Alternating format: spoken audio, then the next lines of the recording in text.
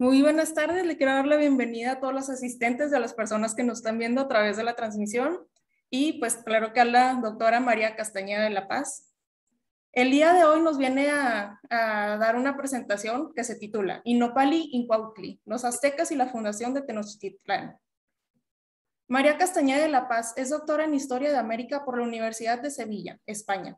Realizó sus estudios de doctorado en la Universidad de Leiden, en los Países Bajos, donde se especializó en el análisis y lectura de los códices pictográficos del centro de México. Desde 2006, María es investigadora del Instituto de Investigaciones de la Universidad Nacional Autónoma de México y miembro del Sistema Nacional de Investigadores, nivel 2. Su línea de investigación es la historia prehispánica y colonial de los pueblos del centro de México, con énfasis en la nobleza indígena, lo cual lleva a cabo a través del análisis histórico y filológico de diversas fuentes como códices, crónicas y documentación de archivo. Con ese enfoque escribió su libro, Conflictos y Alianzas en Tiempos de Cambio, Azcapotzalco, Tlacopan, Tenochtitlán y Tlatelolco, merecedor del Premio Nacional Antonio García Cubas a la mejor obra científica del 2014. En el campo de la heráldica indígena novohispana ha publicado novedosos artículos, además de coordinar la obra colectiva Los escudos de armas indígenas, de la colonia al México independiente, junto al doctor Hans Roskam. Por lo anterior, en 2018 fue distinguida miembro asociado de la Academia Internacional de Heráldica. En relación con el tema, acaba de salir su nuevo libro, La heráldica indígena novohispana del Centro de México, en coautoría con el doctor Miguel Luque Talaván. Y ahora sí, cedo el micrófono a la doctora para que comience su presentación. Muchísimas gracias. Bueno, es un placer estar aquí con todos ustedes, al otro lado de la pantalla, y en especial quiero darle las gracias a la Sociedad de Alumnos de las Carreras Humanistas de la Universidad de Monterrey. Agradezco mucho esta invitación y bueno, será un placer aquí presentar un tema sobre el que he trabajado durante largos años. De hecho, empecé con eso cuando fui por primera vez a la Universidad de Leiden en el año 1993, hace ya bastante, donde, bueno, pues el entonces director de mi tesis de doctorado, el doctor Martin Jansen, me sugirió que trabajara sobre el tema de la peregrinación de los aztecas, y ese fue el tema central de mi tesis de doctorado. Y bueno, luego a lo largo de todos estos años, pues obviamente he ido trabajando otras cuestiones, pero siempre relacionadas con el centro de México. En la tarde de hoy, entonces, voy a centrarme en este tema, y lo que he hecho es dividir la conferencia en tres bloques diferentes. A lo mejor el primero resulta un poquito más árido, pero es fundamental para un historiador y bueno, para el público que conozca las dificultades que tenemos a la hora de interpretar un tema que quizás es muy conocido, el de la peregrinación de los aztecas o mexicas. Luego vamos a ir viendo ese tipo de detalles. En el segundo me voy a centrar en la peregrinación misma.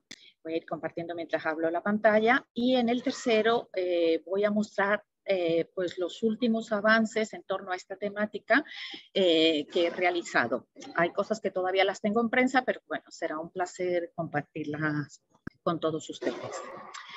Entonces, bueno, pues señalar que de todos los pueblos que habitaron y que todavía habitan en México, pues no cabe duda de que la historia más conocida es la de los aztecas.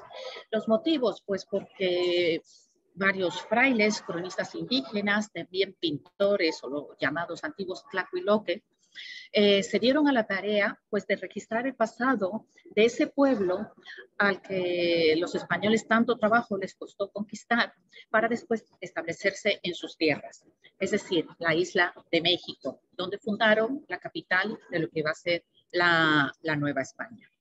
Una isla, ahora voy a ir aquí compartiendo, una isla en medio de las aguas del lago de Texcoco, donde estuvieron asentadas dos capitales. En el norte, Tlatelolco, y en el sur, Tenochtitlan. De ahí que ambos grupos fueran conocidos como mexicas por estar asentados en la isla de México, o México, como se diría en el siglo XVI. Y de esta manera, pues a estos mexicas los conocemos como tlatelolcas o tenochcas, o para precisar todavía un poquito más, mexicas tenochcas o mexicas tlatelolcas.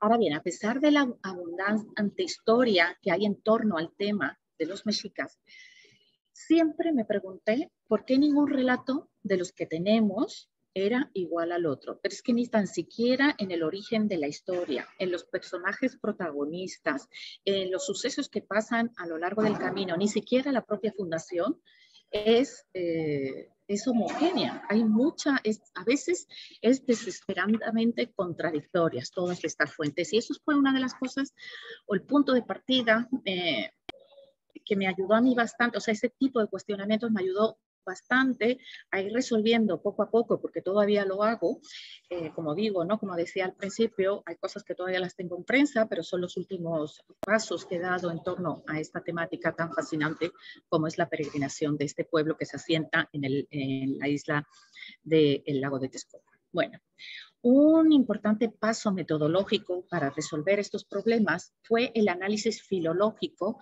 o la crítica de textos. Es decir, analizarlos para entender el contexto de su producción, pero también su propio desarrollo, el desarrollo de estas fuentes.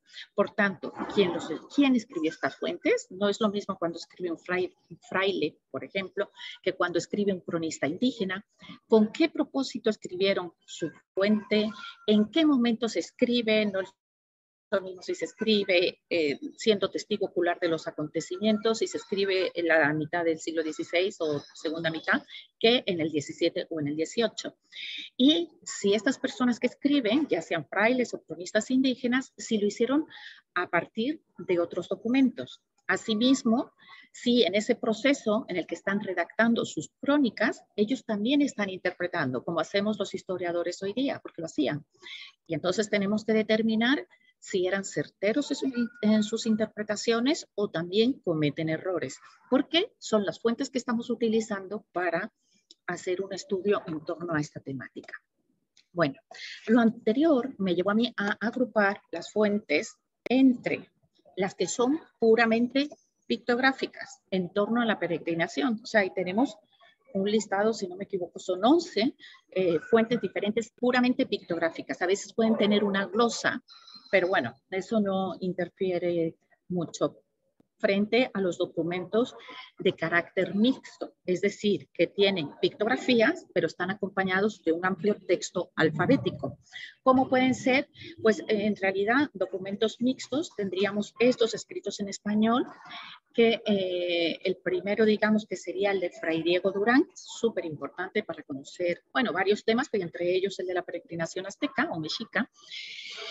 Ese texto lo copia también Fray Juan de Tovar, y por eso son las fuentes tan similares, ambas en español. Y luego tenemos un documento, no sé si a alguien le suena, que es el Códice Ramírez, que siempre crea mucha confusión. En realidad, el llamado Códice Ramírez no tiene, sí, tiene unas cuantas pictografías mínimas, pero en realidad es una copia del manuscrito Tovar. Bueno, entonces, así como los tenemos puramente pictográficos, tenemos estos mixtos, como aquí estamos viendo, ¿no? Un amplio texto alfabético, en este caso escrito en español, con pictografías. Y luego, el tercer grupo serían las fuentes alfabéticas sin ninguna pictografía. Y dentro de este agrupamiento que hice de fuentes están las que están escritas en náhuatl y las que están escritas en español, porque son cuestiones que son importantes cuando estamos utilizando estos documentos a la hora de interpretar. Y bueno, solamente llamar la atención que Fernando de Alvarado de Sosomoc, nieto de Moctezuma, escribió dos fuentes. La Crónica Mexicayotl, como estamos viendo ahí, la primera en el lado de la izquierda, en náhuatl, pero también escribió en español. Bueno,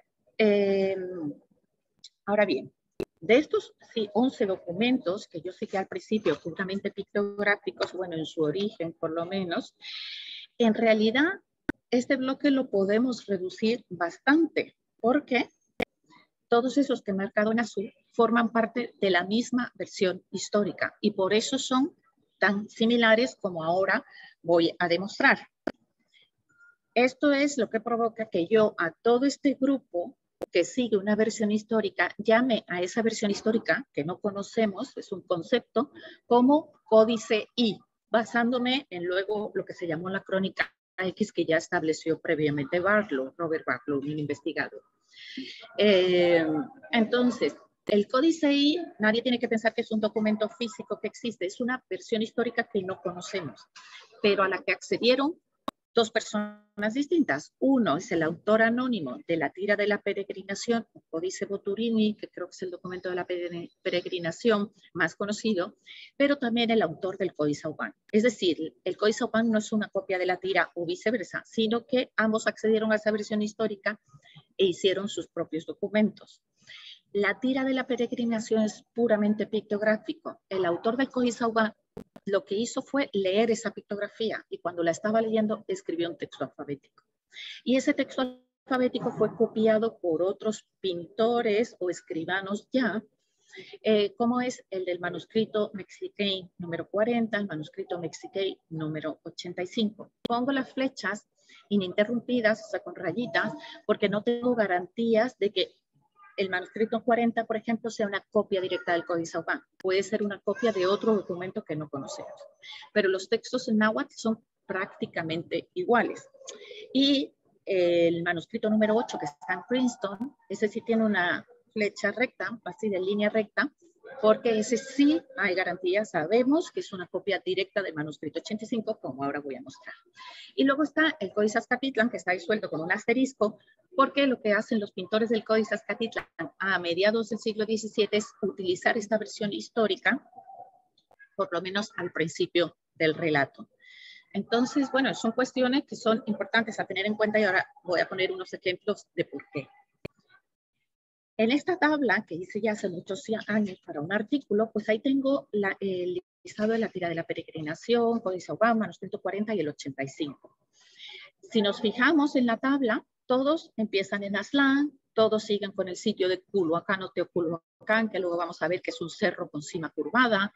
Todos los peregrinantes pasan y paran junto a un árbol que se rompe, por un lugar donde hay un huasteco llorando, por Tula o Tolan. Entonces, bueno, vamos viendo que la peregrinación es idéntica por todos los lugares por donde el grupo va pasando. Por eso esto nos permite decir que provenía de una tradición histórica. Es decir, el manuscrito 40 no corrobora nada, ni el Códice Aubin, porque todos forman parte de un mismo relato. La tira de la peregrinación, lo que sucede es que es un documento que perdió su última parte. No sabemos el motivo, o no se termina de pintar. Quizás al señor se lo robaron, se murió cuando lo estaba haciendo, en fin, no sabemos. El Códice Aubin sí se termina completamente y eso nos permite sostener que la tira de la peregrinación comenzaba en Aztlán y terminaba con la fundación de Tenochtitlan, porque así lo permite señalar el Códice Aubin. El manuscrito 40, cuando llegan a Malinalpan, aquí lo señalo con el cursor, donde aparece Tezotzómoc de Azcapotzalco, bueno, eso no es importante, no es que se frene, es simplemente que de Amalinalpan pega un salto a Tenochtitlan. O sea, Tenochtitlan estaría a continuación de Amalinalpan. Lo que ahí parece que sucedió es que el señor del manuscrito 40 estaba copiando un documento completo. Faltaba ese trozo, no se dio cuenta, pensó que de Amalinalpan saltaban y llegaban directamente a Tenochtitlan. Mientras que el manuscrito 85, lo que sucede ahí es que pierde la primera parte del documento, es decir, no está Aztlán. La historia comienza en Tolan, porque perdió esa parte. Y en la parte al final, pues de Tizapan pasan a Temazcatitlán, probablemente aquí está copiando también un documento que ya estaba incompleto o no pudo entender lo que estaba ahí representado y se pegan estos saltos. Bueno, entonces esto es una comparación de crítica de textos y ahora en particular en torno a una versión histórica. Lo vamos a ver a nivel pictográfico. He seleccionado, esta es la tira de la peregrinación, el Códice Boturini, entonces el paso de los peregrinantes por el lugar de Tula o Tolan, representado por unos tules en el agua, donde para indicar que esto es agua también se representa un pescado. Ahí están una serie de años, a continuación se paran en un lugar que se llama Atitlalaquia, que es donde el agua se esconde en la tierra, donde están otra serie de años para pasar a un lugar que se representa como, es un brasero con el mango, es la cabeza de una serpiente, como aparecen muchos restos arqueológicos, reconocemos su lengua bífida, y es un brasero, por eso sale humo del otro extremo, y se dice en náhuatl Tlemaco, bueno, es el lugar del brasero. Entonces, si esta es la tira de la peregrinación, yo he dicho que el manuscrito 40 es la misma versión histórica, lo mismo vamos a ver, perdón, ahora primero el Códice Aubin, vas a ver que es lo mismo. Lo único que pasa es que esto es una larga tira en papel de amate y el Códice Aubin tiene formato de libro europeo y además es muy pequeñito, muy, muy pequeño. Entonces, esto es lo que sucede. Al ser formato de libro europeo, se adapta al contenido de la tira. Y lo que vemos es que aquí hay una glosa que dice in Tolan in Mexica, o sea, llegaron a Tolan los mexicas, están estos años, y aquí pues que estuvieron tantos años en Tolan. Y este es el glifo de Tolan. Es diferente al que veíamos en la tira de la peregrinación. Esto nos permite señalar que este no es una copia directa de la tira de la peregrinación. Bueno, lo mismo va a pasar en el siguiente lugar. Aquí dice que en Atitlalaquia llegaron los mexicas, todos estos años son igual. Este es el sitio de Atitlalaquia. Como no son tantos años, el paso y la estancia solamente ocupa una hoja, a diferencia de Tolan, donde al estar mucho tiempo, pues necesita 2 hojas de ese libro en formato europeo. Y el tercer lugar, pues va a ser el brasero, que también es notablemente diferente al que veíamos en la tira de la peregrinación. Pero la historia es la misma. Entonces, estamos viendo el paso por 3 lugares. Ahora vamos a ver el manuscrito 40. El manuscrito 40, entonces, también tiene formato europeo, pero es más grande. Y eso provoca ciertos ajustes. Y el pintor tampoco es tan, bueno, cuidadoso ni es bonito el documento. Entonces, aquí en la parte superior vemos el glifo de Tula, los tules en el agua. Ya parece hasta una mancha, un borrón, los años que estuvieron en Tolan. El siguiente lugar es Atitlalaquia, donde el agua se esconde en la tierra, pero en vez de representarlo de forma vertical, lo representan en manera horizontal. Y ya no parece el agua escondiéndose en la tierra. De hecho, la tierra es un manchón ahí negro que no se ve bien qué es, ¿no? Solo sabemos porque, bueno, hay una glosa aquí que nos dice Atitlalaquia, hacemos la traducción y ya entendemos qué es lo que representaba el topónimo o el glifo toponímico. Y luego aquí sí vemos una mano agarrando un brasero, que parece ya una escoba. O sea, ahí estamos viendo también cómo en el proceso del copiado, el dibujo se va transformando y se va haciendo cada vez más pobre. El pintor, desde luego, aquí, pues no es muy bueno. Pero hay algo más. Como el papel es muy grande, pues además de los 3 sitios que hemos visto siempre, por los que pasa el grupo, tenemos un cuarto, que es este, que también está representado por agua. Es Atotonilco, donde el agua hierve. Entonces, simplemente por el espacio, por el tamaño del papel, se representa un glifo más, que sería el siguiente que había en el Códice Aubin, tira de la peregrinación. Y aquí tenemos, pues, el mismo paso, pero en el manuscrito 85. En la parte superior, los tules, en las aguas. Aquí una serie de años que ya no tienen un numeral, solamente aparece el signo del año. A continuación tenemos el paso por Atitlalaquia, como dice el texto. Estos son, como el documento está en la Biblioteca Nacional de Francia, y ponen una serie de sellos que son muy visibles para que nadie roben los documentos, pues bueno, ahí lo pusieron en medio. Es normal en la Biblioteca Nacional de Francia, que antiguamente lo hacían así. Y el siguiente lugar va a ser esta mancha, o sea, a nivel pictográfico, esta mancha que recuerda al agua en ebullición, y el otro lugar va a ser Apasco, es un lebrillo de barro. ¿Qué pasa con Clemaco? Clemaco a nivel pictográfico no está. Sin embargo, hay una glosa que aquí dice in Clemaco, donde estoy con el cursor al final de la página, de la primera página, in Clemaco. O sea, aquí hubo un problema. El pintor está copiando y se salta por descuido, no sabemos por qué, puede ser un descuido, se salta el dibujo del brasero, pero lo pone, escribe, pero ya no dibuja. Esto va a tener una repercusión en la siguiente copia. El manuscrito de Princeton, que yo dije era una copia directa de este documento. Vamos a ver por qué digo que es una copia directa. Este es el manuscrito, perdón, este es el manuscrito 8 de Princeton. Ahí tenemos Tula, unas huellas de pie, el siguiente lugar, y así. Y la cronología se dispuso alrededor del documento. Ahora vamos a ver los detalles. Aquí está. Bueno, lo he puesto así para que la comparación visualmente sea más fácil. Tolan aquí abajo. Este es el manuscrito Princeton, este es el manuscrito 85. Entonces es una copia del 85, no hay duda. El dibujo es tan similar que permite confirmar esto. Y entonces, claro, como aquí se saltaron, en el manuscrito 85 se saltaron el lugar de Telemaco, pues el autor del manuscrito Princeton, el número 8, también se lo salta. Pero estamos viendo que, bueno, el pintor tampoco es que sea un genio, pero bueno, más o menos el dibujo se parece. Y aquí seguimos. Esto era un árbol, pues él le puso un árbol más naturalista, ¿no? Con sus ramas. Esto no parece bien saber qué es lo que significa. Esto sí es una barca claramente con su remo, pero llegamos también a este glifo toponímico y decimos, bueno, es evidente que el pintor del manuscrito 85 no tenía ni idea qué es lo que estaba copiando. Y como no lo sabía y pintó como una especie de borrón ahí o garabato, el autor del documento del manuscrito 8 pues le pasa exactamente lo mismo. Pinta ahí un bulto encima del cerro, pero no puede diferenciar qué es. Y aquí aparece una canasta con tules. Bueno, gracias a que tenemos la tira de la peregrinación en un estilo muy prehispánico, vemos la barca con su remo y lo siguiente es el glifo de Catepec, el sol del dios del viento, muy a la manera prehispánica, tan prehispánica que ya estos otros pintores estaban muy alejados de esa iconografía y no pudieron reconocer la cara del dios del viento que tiene como una especie de pico, una trompa alargada, lo que llamamos pico de pato, con sus dientes aquí, bueno, como colmillos. Este sería su ojo, ahí donde tengo la punta de la flecha. Exactamente. Entonces, no son capaces ya de reconocer qué era lo que estaba ahí representado y por eso se deforma el dibujo tanto.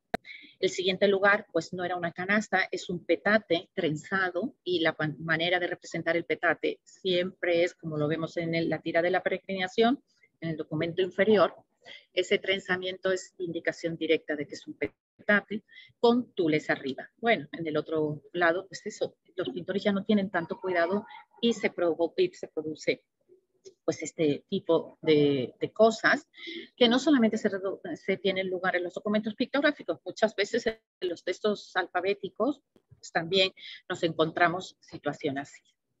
Entonces, bueno, con esto lo que quiero decir es qué documentos estamos empleando para trabajar la peregrinación. Pues ya hemos visto que todo ese grupo nos lo quitamos de encima, es solamente una versión histórica, que es lo que yo he llamado el Códice I. Con el Teleriano Remensis y el Códice Vaticano va a pasar lo mismo. Esa es una versión histórica muy particular, pero los dos documentos, uno es copia de otro, por lo tanto esos dos se quedan convertidos en uno.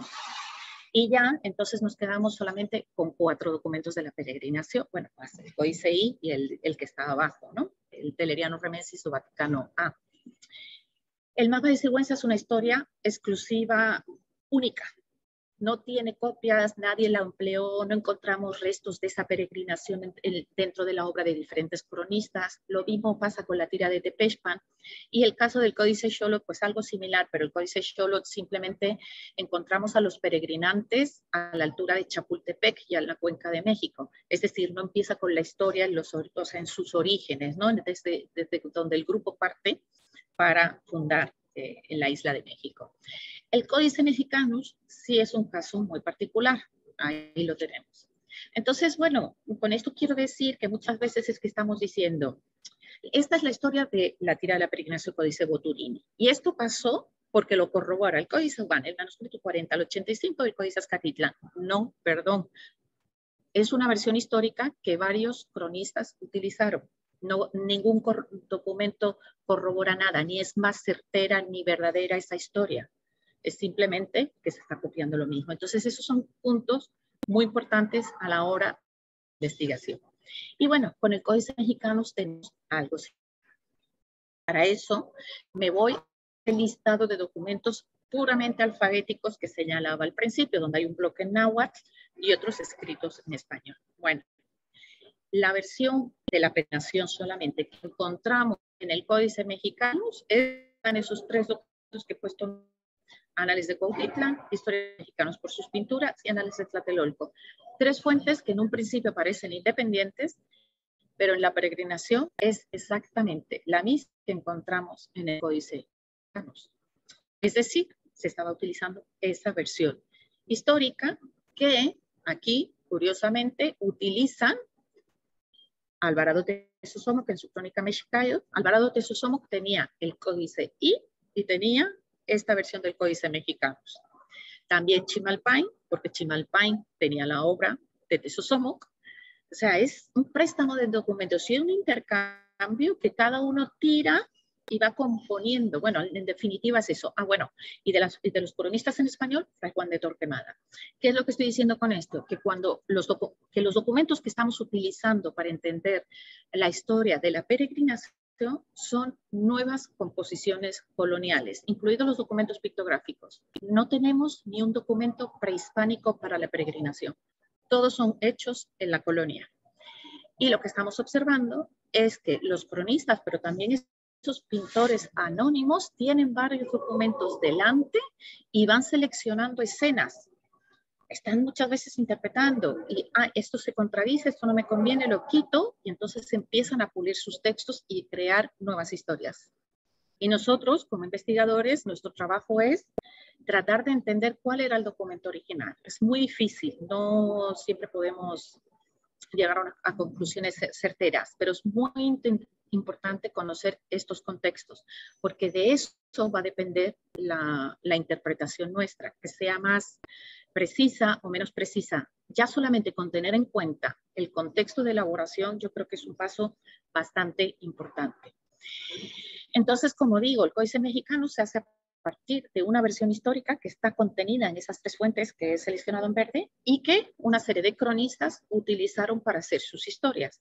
Pero esos cronistas no utilizaron solamente una versión, utilizan varias y las mezclan o entremezclan. Y eso lo podemos ver en esta tabla que hice, donde, bueno, en las 4 primeras columnas, pues estamos viendo esas 3 fuentes que se utilizan para componer el Mexicanus. Aquí otra vez todos salen de Aztlán. Aquí en las Anales de Tlatelolco dice Chicomosto como primer lugar. Luego voy a entrar en esas cosas. Porque cambian, como digo, ellos tienen varias fuentes. Torquemada es un autor muy bueno para entender qué pasa, porque muchas veces él dice, en esta fuente leí esto y en esta otra cosa. Ni ellos mismos se ponían de acuerdo. Y él llega a sus propias conclusiones y elimina personajes, elimina lugares. Entonces son fuentes manipuladas las que ya estamos trabajando. Y bueno, vamos a ver que, mira, aquí por ejemplo, ¿no? Chimalco, en el número 9.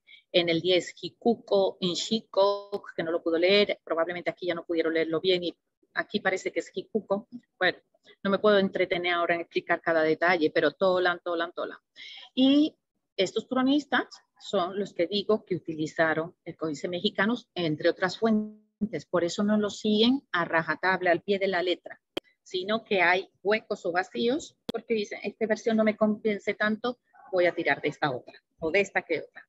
Entonces, bueno, esta es la dificultad que creo que es importante, porque yo puedo conectar la peregrinación de manera muy fácil y muy clara, pero considero también que es importante que el público conozca cómo se hicieron estas fuentes que estamos utilizando y sobre todo si hay estudiantes al otro lado de la pantalla, es fundamental para entender la historia prehispánica y colonial, en este caso del centro de México. Algo similar va a pasar, ya voy a ir terminando con esta cuestión de las fuentes, que a lo mejor puede ser un poquito árida, con lo que Barlow, este investigador, llamó Crónica X y en la que yo me basé para establecer el Códice I. Bueno, hay también otra versión, que no es el Códice I, no es la del Códice Mexicano, sino la llamada Crónica X. Esa Crónica X también es una versión histórica, no existe el documento como tal. Y sabemos que accedieron a ella Fray Diego Durán y Alvarado de Sosómoc para escribir su obra en español, la Crónica Mexicana, pero de manera independiente. Entonces, cada uno copia esa versión histórica. El documento original no sabemos cuál es. Entonces, la obra de Durán, como antes señalé, cae en las manos de Fray Juan de Tovar, que también la copia, por eso son tan parecidas, y sus dibujos, ahora voy a poner ejemplos.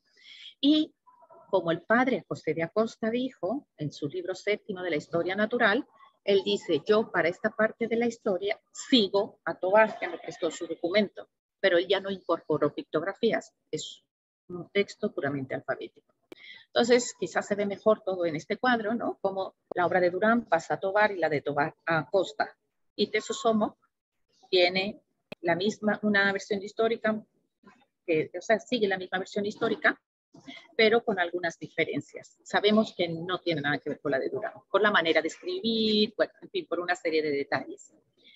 Y este es un ejemplo, ¿no? Para poder decir que un cronista estaba copiando a otro. La de Durán es la más elaborada, tenía pintores a lo mejor más cuidadosos. Entonces tenemos el lugar de Chicomostoc, que se traduce como 7 cuevas. Son 7 cuevas de la cual sale la gente que habitaba en esas cuevas que están en el interior de la tierra. Entonces, la boca de la tierra se manifiesta como las fauces de un animal, la tierra misma, abriendo sus fauces, y de la cual, de su interior, van saliendo estos personajes, los chichimecas. Bueno, ahora voy a hablar de ellos más adelante. Aquí vemos nuevamente las 7 cuevas, pero ya se omitieron las fauces del monstruo de la tierra, y a esta ya es un dibujo muy, muy básico de las 7 cuevas. Como digo, uno es copia de otro, por lo tanto, estamos viendo que la escena de la fundación de Tenochtitlan es muy similar. En un entorno acuoso, con tules, hay 2 personajes, y en medio de ellos está la piedra, el nopal, donde está Huitzilopochtli, el dios picoteando un pájaro. Por eso, como ese es el de Durán, el de Tovar es tan similar, el ave picoteando un pájaro. Y en el Códice Ramírez, que es la copia de Tovar, pues otra vez algo similar, ya no lo picotea, pero lo tiene en una garra. Ahora bien, una muestra de que Durán tenía otra versión histórica es que en su propia crónica, entre sus dibujos, hay 2 escenas de la fundación de Tenochtitlan. Una con el pájaro, o sea, el águila picoteando un ave, y en la otra el águila con la serpiente, que es lo que al final terminó en la bandera mexicana. La segunda imagen de Durán, que no procede de la crónica X, sino del Códice I. Entonces, bueno. Esto no es sorprendente. Los propios cronistas nos lo dijeron a lo largo de su obra, y Torquemada, como antes señalé, es el que más incide en este tipo de cuestiones. Él dice, estos son extractos de su obra: según las pinturas que los más curiosos de estos indios naturales tenían, y yo en mi poder tengo, dicen las historias antiguas que yo he visto y con suma diligencia examinado, como en el libro de su peregrinación y venida se cuenta. Esto hay en unos cantares antiquísimos. Unas son historias de la peregrinación, estos son cantares, con todos esos documentos está componiendo su obra, que tratan de la fundación de esta ciudad, y no sabré dar razón si fueron de las 9 cabezas o capitanes, o hijos y descendientes de ellos, porque la confusión de las historias antiguas no dan más a luz. O sea, ahí él ya está mostrando su impotencia, que es una constancia en su obra, de cómo las fuentes son, y él necesita darle, bueno, homogeneizar esa homogeneización, pues empiezan a pulirse los textos y ya no tenemos la verdadera versión. Lo cierto es, según relación de los mismos indios, la cual tengo en mi poder, escrita en lengua mexicana, o sea, en náhuatl, también tenía, además de cantares, documentos en náhuatl, pictografías.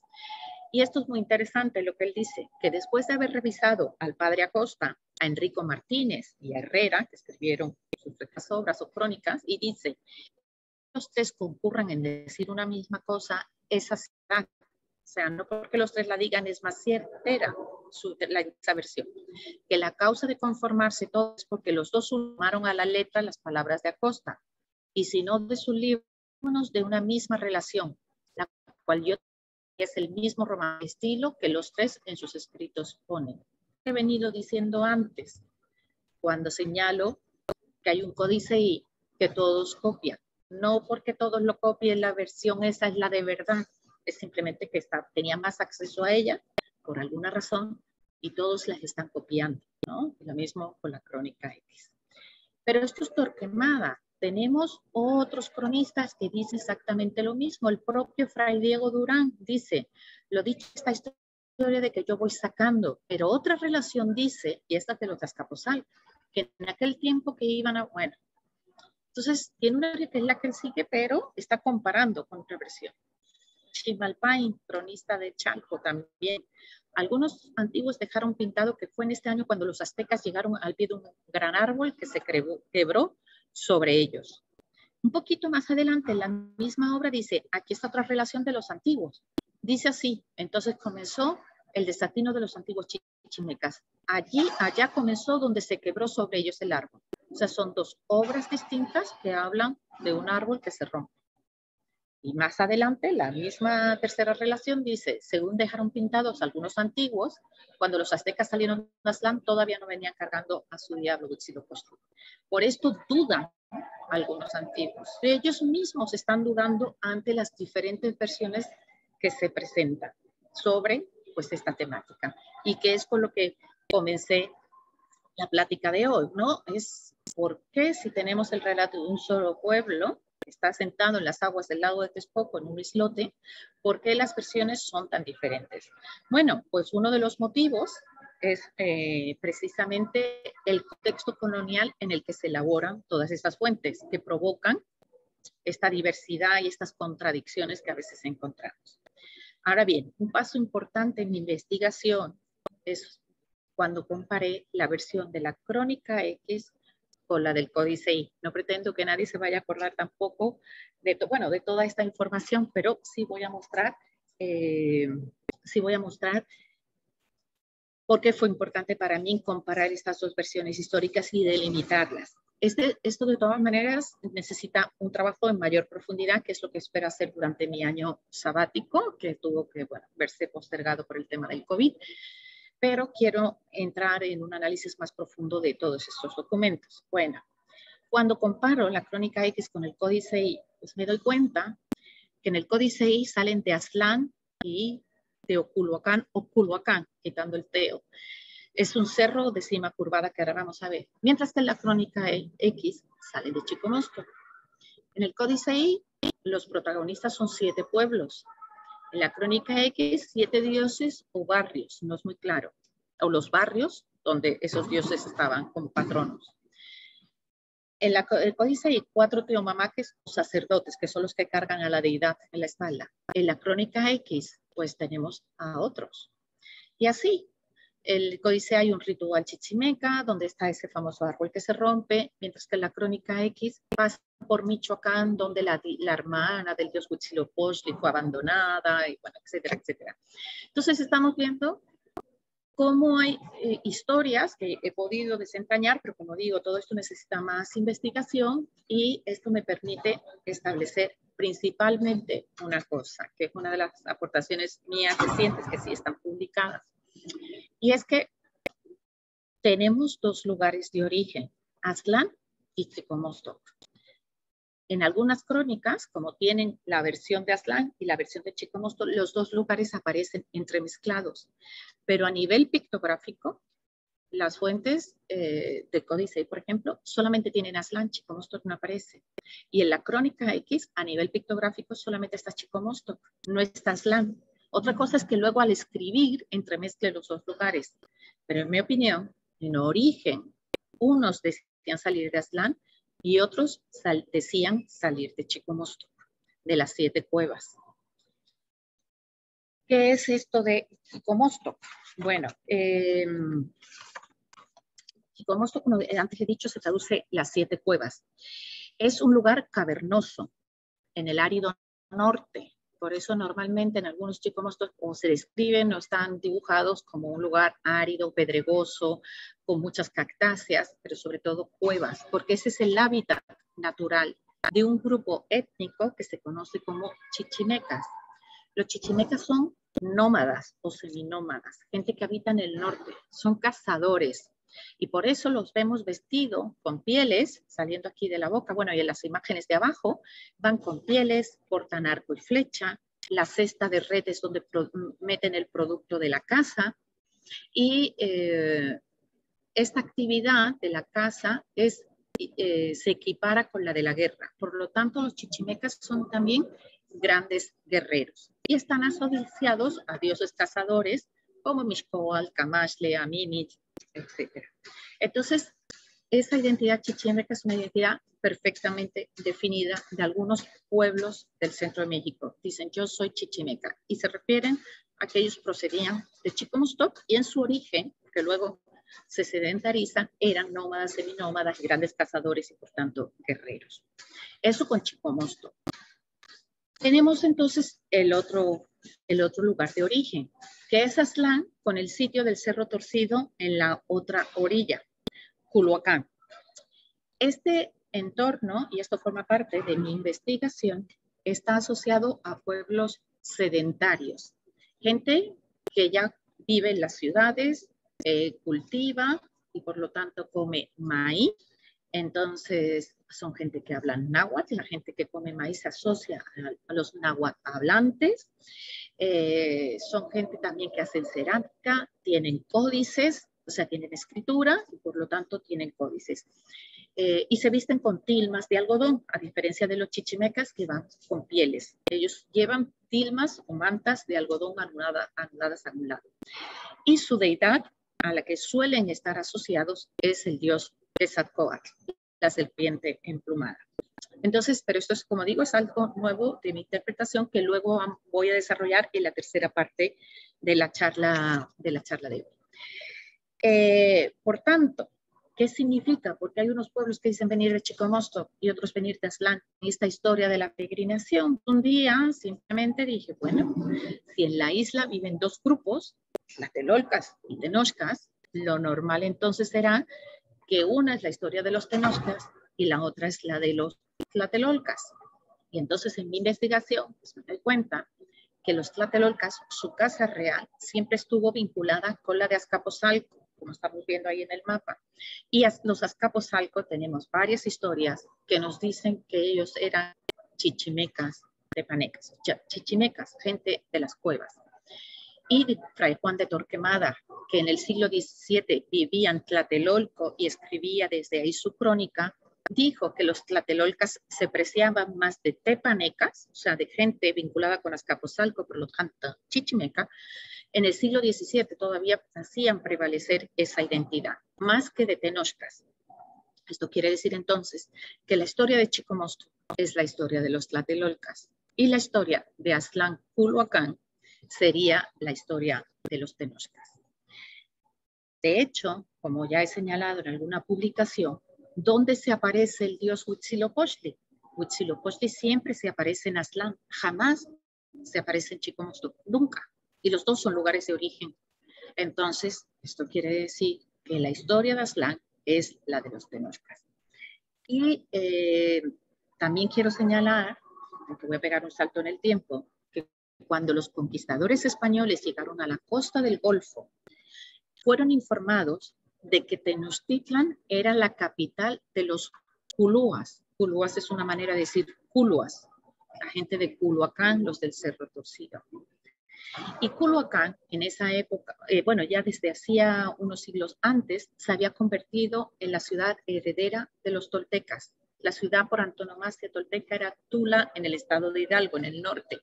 Pues bien, cuando entran los chichimecas en la Cuenca de México, la ciudad que toma el relevo del legado tolteca es Culhuacán. Y por eso cuando llegan los españoles, los tenochcas van a ser los nuevos toltecas de la Cuenca de México. Y por eso le dijeron a los españoles que Tenochtitlan era la capital de Culhuacán o Culúa y que la gente de Moctezuma eran los culúas, lo dice más de un conquistador. Entonces, claro, en ese momento ellos no captan qué significa eso, hablan de una provincia de Culhuacán de la que Tenochtitlan es la capital. Entonces, bueno, sobre esto voy a volver ahora. Y bueno, aquí un mapa para mostrar, ¿no? Esa isla en medio del lago de Texcoco, en el punto rojo que está en medio del lago, bueno, la isla, en el islote es Tenochtitlan, y ahí está Culhuacán, los culúas, ¿no? Es la ciudad que todavía existe en la Ciudad de México, hay una parada de metro que se llama Culhuacán, y su topónimo era un cerro torcido como el que se proyecta en los orígenes de la historia. Voy a pasar entonces ahora, ya que entonces hemos establecido que sí, que tenemos varias versiones de la peregrinación, pero las hemos agrupado, hemos podido entender un poco qué es lo que está pasando en el contexto de interpretarla, pues si nosotros tenemos en cuenta ese tipo de cosas, nuestra interpretación pues va a ser mucho más certera. Y vamos a poder diferenciar entonces la historia de los tenochcas de la de los tlatelolcas. Si yo he dicho que de Aztlán vienen los tenochcas, bueno, pues los tenochcas van a ser los aztecas, no los tlatelolcas. Y vamos a ver en qué consiste esta peregrinación. En líneas generales. Ya voy ahora ya a entrar a la pictografía, ¿no? Que es lo que a la mayoría de la gente les suele gustar. Bueno, la peregrinación, como ya otros investigadores, porque es un tema que ha sido trabajado ampliamente por otros colegas, como ellos ya señalaron, pues la peregrinación se divide claramente en dos tramos. Uno que va desde Aztlán a Coatepec, que es un cerro, el Cerro de la Serpiente o de las Serpientes, que se ubica en un espacio primordial, en un espacio sagrado, y otro que es desde Coatepec a Tenochtitlan. Y donde vemos ya, decimos que es un tiempo histórico porque vemos a los protagonistas interactuando con otros pueblos del centro de México. ¿Por qué esta división? Porque Coatepec es como un punto límite entre dos historias. Justo una vez que atravesamos Coatepec, el siguiente lugar va a ser Tula o Tolan, esa ciudad tolteca que digo que cae y es, el relevo lo toma Culhuacán, y luego en la Cuenca de México. Bueno, pues una vez que se pasa a Coatepec y llegamos a Tolan, todo el mundo puede ubicar perfectamente en el paisaje, en el estado de Hidalgo, Tolan, es hoy día un sitio arqueológico. Y bueno, también tiene una ciudad ahí al lado del sitio arqueológico. Bueno, es Tula, en el estado de Hidalgo. Entonces, desde Tula, todos los pueblos por los que los peregrinantes pasan se reconocen fácilmente en un mapa de la geografía actual mexicana. Sin embargo, de Tula para atrás, o sea, de Coatepec, el Cerro de las Serpientes, ya no podemos identificarlos, esos lugares. Por lo tanto, son sitios que están relacionados con rituales, con concepciones cosmogónicas del mundo, del pasado y de los dioses. Bueno, entonces, esta es una imagen de Aztlán. En el siglo XVI, ningún cronista pudo ubicarla, porque es un lugar conceptual, como digo. Entonces, de Coatepec para atrás, y Aztlán es el primer lugar, no se puede ubicar. Sí hay teorías que dicen que sí estaba en este lugar, en medio de un lago, en el norte de la geografía mexicana, pero la realidad es que eso no se ha podido demostrar. Lo que los cronistas ya en el siglo XVI nos decían es que era una isla que estaba en el norte, y que en su otra orilla estaba el Culhuacán, ese lugar del cerro con la cima torcida, que algunas veces aparece como Teo Culhuacán para indicar la ancestral Culhuacán, no la que estaba ubicada en la Cuenca de México, sino aquella antigua Culhuacán de los ancestros. Eso es lo que nos dicen las crónicas. Entonces, ¿qué nos dice Fray Diego Durán? Porque una de las cosas que tengo que llamar la atención es que otra de las cosas que a mí me preocupaba mucho es, bueno, pero Aztlán, un lugar tan importante, ¿dónde está su topónimo? ¿Por qué no tiene topónimo? Lo normal es que todos los lugares tengan un topónimo que permitan reconocer de qué lugar estamos hablando. Culhuacán no lo tiene, es un paisaje, pero vamos a ver qué dicen cronistas como Fray Diego Durán. Fray Diego Durán estaba tratando de entender también esta historia de Aztlán como hemos hecho pues, los investigadores actuales. Y decía, la cual gente había salido de una tierra donde habían habitado, que llamaban Aztlán, que quiere decir blancura o lugar de garzas. Y así les llamaban a estas naciones azteca, que quiere decir la gente de la blancura. Bueno, la gente de la blancura porque es el lugar de blancura o de garzas. Pero a mí siempre me llamó la atención que en ninguna representación de Aztlán nunca haya una garza. No hay en ninguno, bueno, esos son 3 ejemplos de códices donde no hay garzas. Y ellos sabían pintar garzas, porque tenemos garzas en otros códices, creo que ahora voy a mostrar. Entonces, ¿por qué dice él que esto es lugar de garzas o lugar de blancura? Porque él está intentando ver fonéticamente cómo se debe de leer Aztlán. El problema es que garza se dice Aztac. Y si yo voy a componer Aztlán, pues no llego, porque no puedo quitar, o sea, cuando el sufijo absolutivo es la TL, es lo único que se pierde en composición con otro locativo, en este caso, por ejemplo. Entonces, sería Aztatlán. Nunca podría decir Aztlán. No hay. Y en el diccionario tampoco hay una palabra cuya raíz sea Az. Y ahí hay un dibujito de una garza para indicar que ellos si hubieran querido pintar una garza y eso hubiera sido el lugar de las garzas, lo hubieran pintado. Pero si hubieran pintado una garza nos hubieran confundido y no hubiéramos dicho nunca Aztlán, hubiéramos dicho Aztatlán. O sea, la idea no era lugar de garzas, aunque él lo propuso. Él lo propuso, parece una propuesta nada más, no tenía certeza. Luego está la cuestión de la blancura, pues para blancura es Aztac, del color de la garza, el blanco. Pero nos encontramos con el mismo problema. No podemos decir Aztlán, diríamos también Aztatlán. Aunque, como ya dijo Duverger, si no me equivoco, un investigador, dijo, bueno, lo que yo noto es que a pesar de que lo blanco no permite leer Aztlán, sí parece que la raíz AZ, tiene connotaciones de blancura. Y esas connotaciones de blancura podemos percibirla en la interpretación que hizo un cronista indígena, hablante del náhuatl. Él buscando también qué podía significar Aztlán, así como Durán dijo lugar de garzas y lugar de la blancura, él dijo que le dio el nombre de Aztlán porque allí crecía un azcuahuitl. Cuahuitl es árbol, az es blanco, un árbol blanco. Por eso digo que az tiene connotaciones de blancura y eso fue también lo que persiguió Durán y por eso digo, bueno, en lugar de garzas, pero quizás también en lugar de blancura. Yo de garzas siempre lo descarté.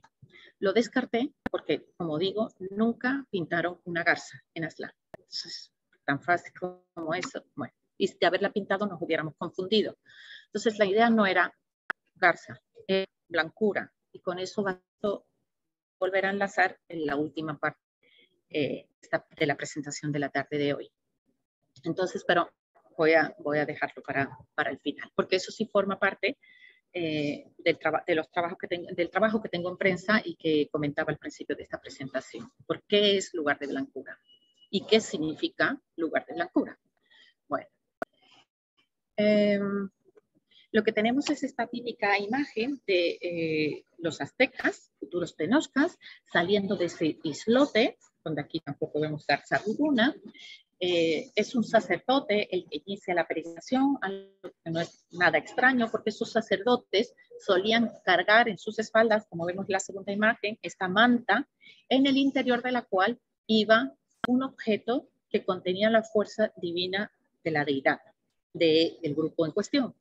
En este caso son los aztecas, y el dios de los aztecas, como antes señalé, es el dios colibrí, Huitzilopochtli, o colibrí zurdo, como se traduce su nombre, o a la izquierda del colibrí. En fin, hay varias propuestas de diferentes investigadores, principalmente lingüistas, con este nombre. Entonces vemos al sacerdote saliendo de Aztlán, en la fecha 1 pedernal, las huellas de pie nos indican que pasan por este Teoculhuacán o Culhuacán, donde está el dios en un pequeño altar. El dios está piando, porque es un ave y las aves pían, y a través de su canto, como vemos en la segunda imagen, bueno, se representa una cabeza humana, hay que decir, no olvidar por lo menos que el documento es colonial, no sabemos si era así. En tiempos prehispánicos reconocemos al colibrí por su largo pico, asomado de la manta para indicarnos, pues es Huitzilopochtli, es la historia de los aztecas, y estas pequeñas volutas o vírgulas significa que está cantando y se está comunicando con el sacerdote que lo carga.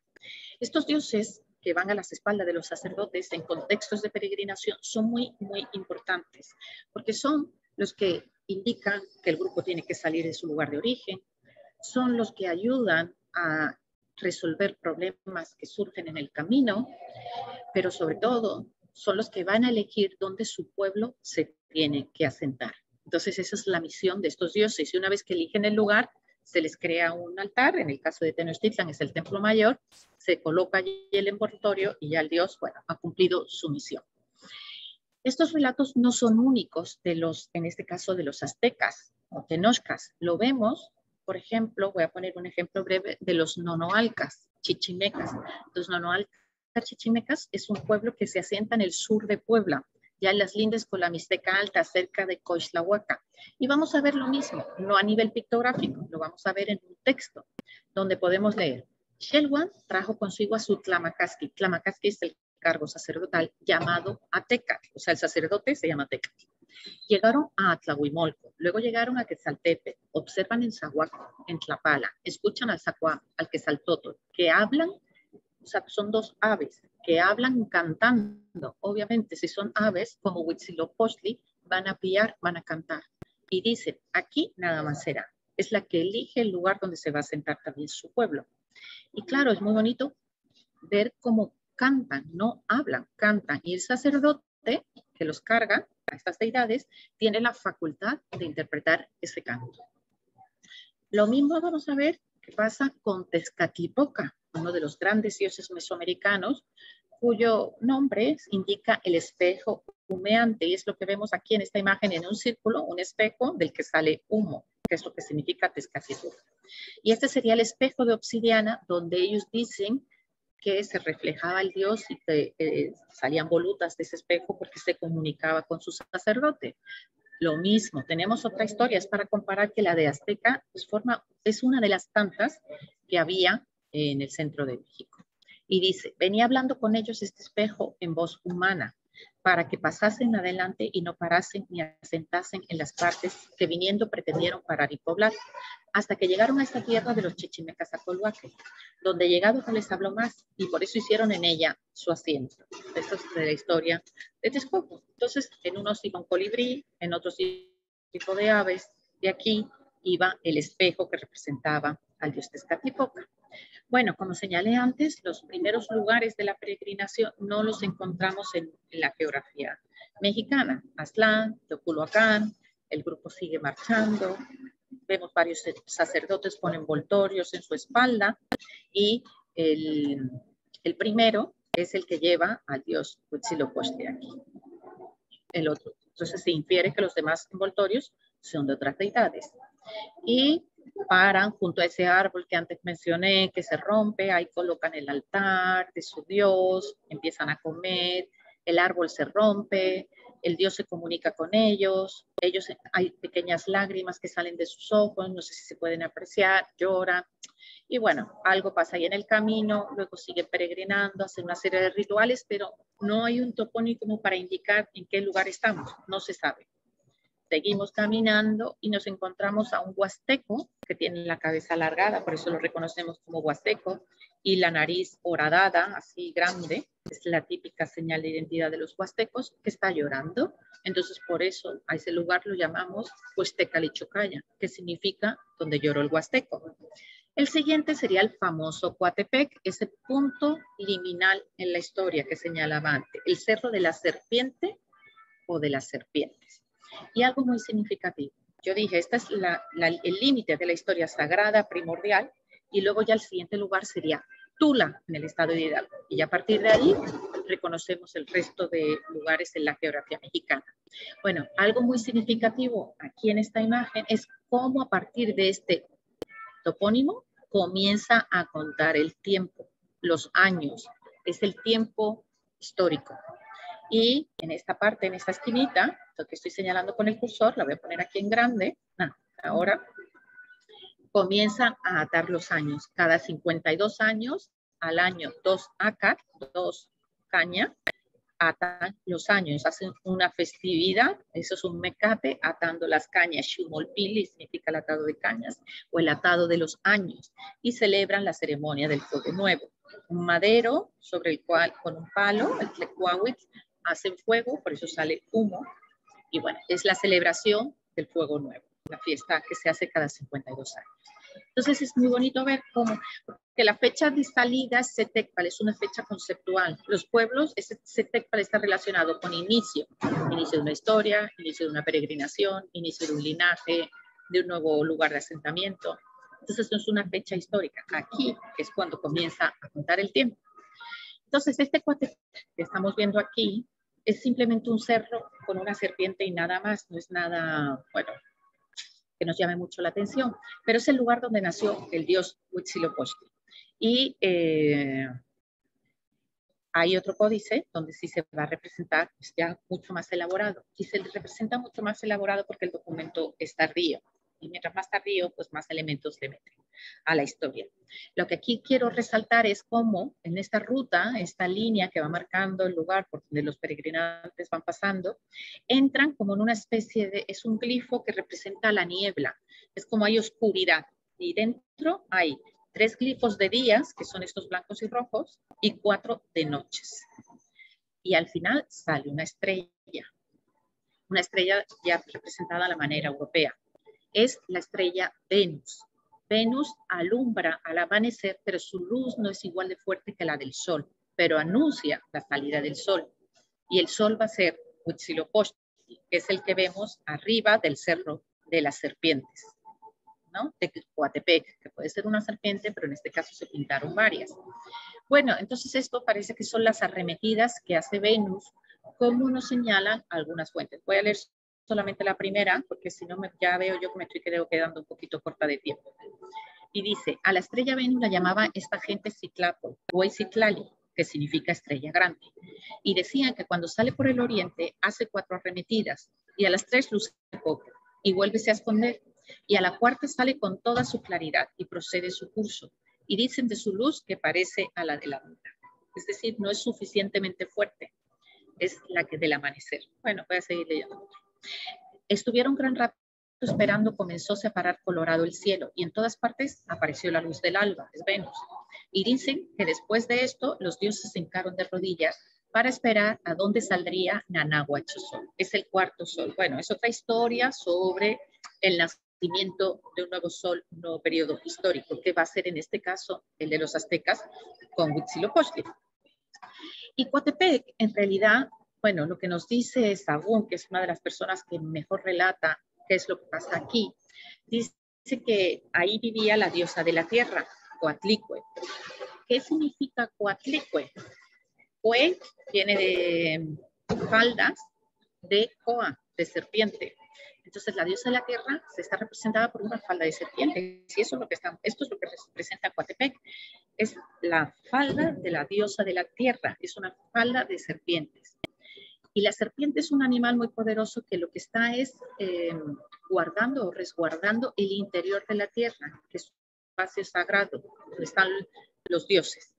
Entonces, si la diosa de la tierra es Coatlicue, de las faldas de serpiente, de su interior, del interior de la tierra, va a nacer el sol, como hace todos los días. El sol, para ser fuerte y vigoroso, entonces necesita corazones y sangre, ¿no? Para poder luchar todas las noches con la luna y las estrellas.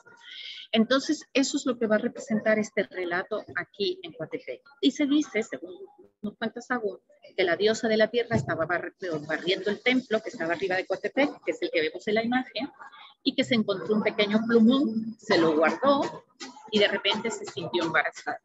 Y sus hijos, la luna y las estrellas, hicieron matar a la madre, porque se sentían deshonrados con de quién se había quedado embarazada.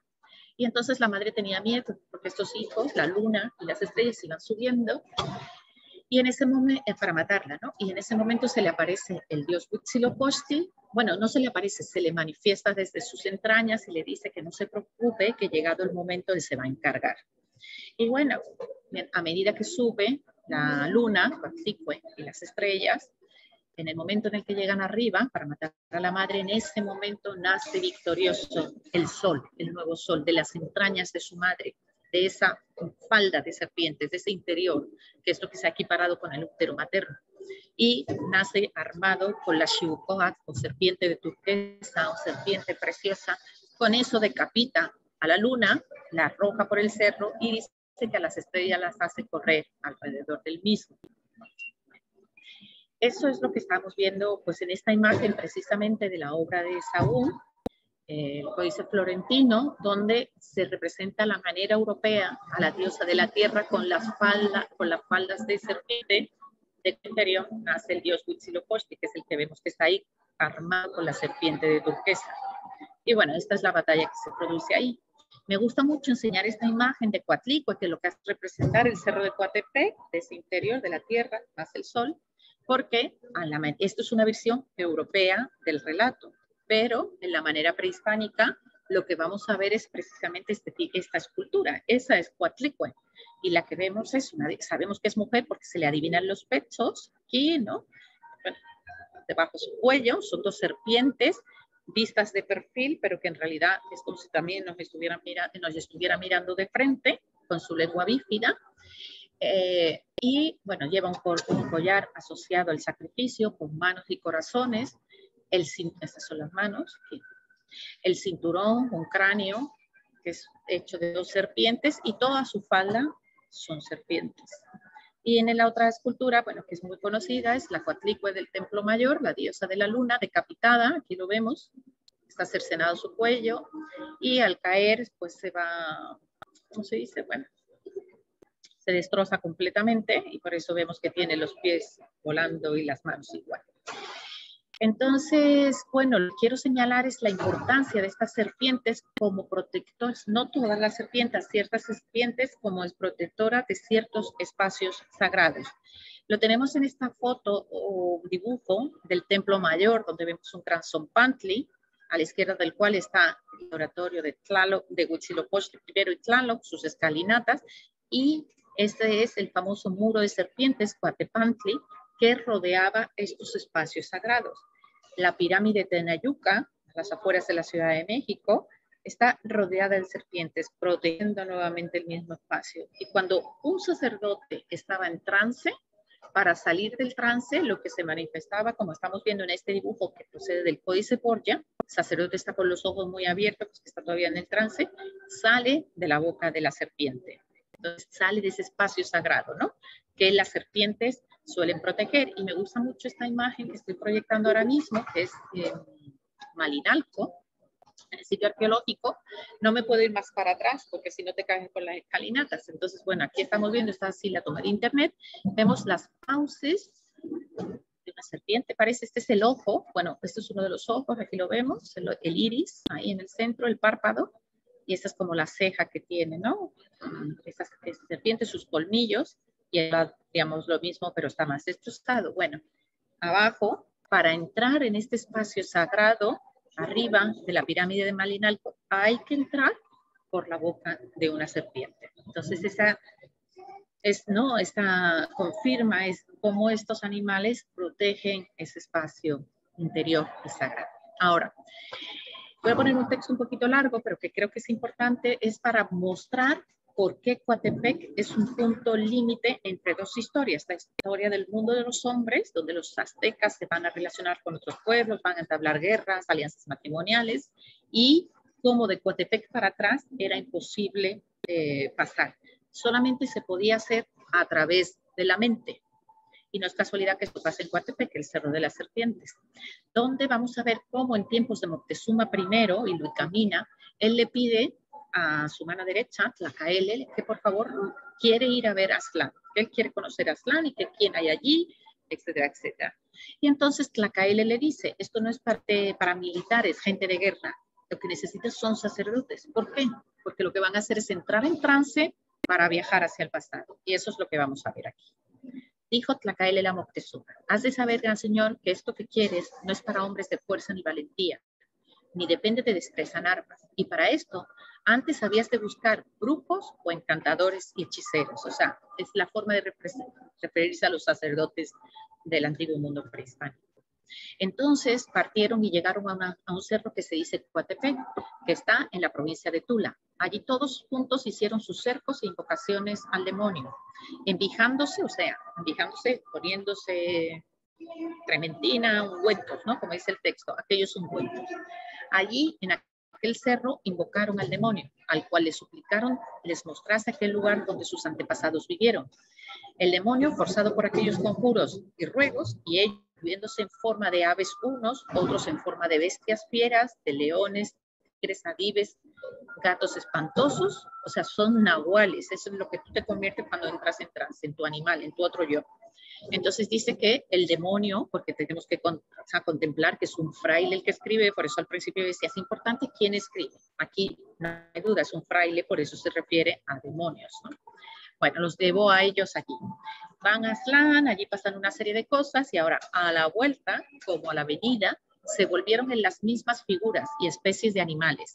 y caminando en aquella forma llegaron al Cerro de Coatepec y allí se juntaron y tornaron en su figura racional. Entonces es un pasaje muy bonito, muy explícito de cómo una vez que llegas a Coatepec te tienes que transformar, o sea, tienes que entrar en trance para poder viajar hacia el pasado. Después, como ya señalé, pues el siguiente lugar después de Coatepec es Tula, Atitlalaquia, que lo vimos al principio, a Totonilco, en fin, varios pueblos del estado de Hidalgo, estado de México, hasta llegar a la fundación de Tenochtitlan. Todos esos lugares los reconocemos sin ninguna dificultad. Chapultepec, Iztacalco, Mixuca, en la Ciudad de México, todos esos lugares tienen su propia estación de metro.